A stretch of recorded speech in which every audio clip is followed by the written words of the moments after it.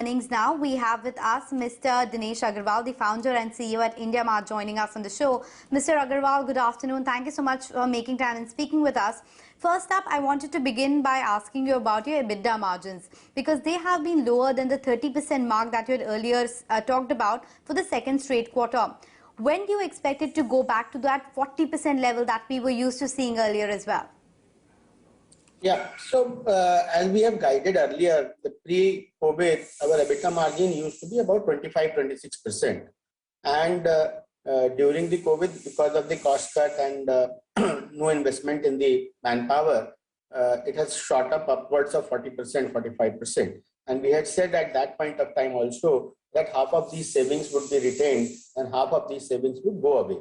So our long-term guidance remains at 35%. However, given that there has been a salary correction in the market, either in the product and technology or in the sales and operations, so currently the EBITDA margin are trending at around 30%. And over the time, in the due course of time, it will slowly and slowly start to trend towards 35%.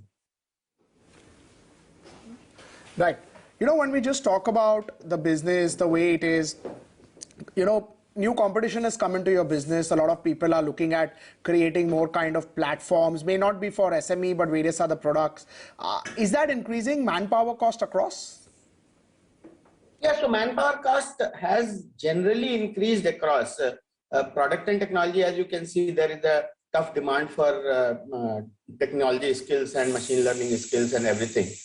Even in the sales, for temporarily the sales cost has gone up. I think this would be the new normal, and over the time, as the revenue grows up and as the margin lever kicks in, the margin will start to expand further again. Right. You know, when we just look at that sort of phase where you kept on increasing margins, kept on increasing sales, you think that those sort of growth numbers, those sort of margin increase may now normalize? Yeah, so at that point of time also I said that they were coming because the collections from the customer in the pre-COVID levels were higher, and those collections from the customers go into deferred revenue, and revenue from operation was flowing in those quarters, while the cost is immediate and the cost cut was done immediately. So that is a supernormal profits being seen because of the unusual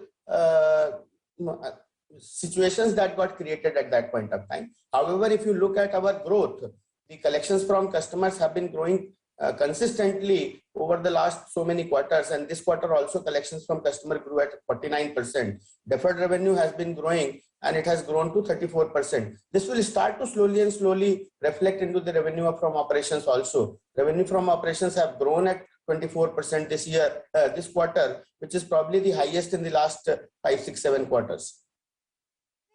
Dinesh, also wanted your take regarding your subscriber addition and number of paid customers. What could be the quarterly run rate going forward? And on account of this, are you on track to achieve your 20-25% revenue growth guidance that you had given us earlier? Yes, I think we will stand by that, because we used to add 5,000 to 6,000 new customers every quarter. Now we are adding about 8,000 to 9,000 customers per quarter. This particular quarter we added about 10,000 customers, and we continue to guide the street that we would be probably adding 8,000 to 9,000 new customers every quarter for the next 2-3 quarters. However, given that the collections from operations have grown tremendously in the past few quarters, that will start to reflect in the revenue from the operation, and revenue from operation will definitely be in the range of 25% growth from the previous year.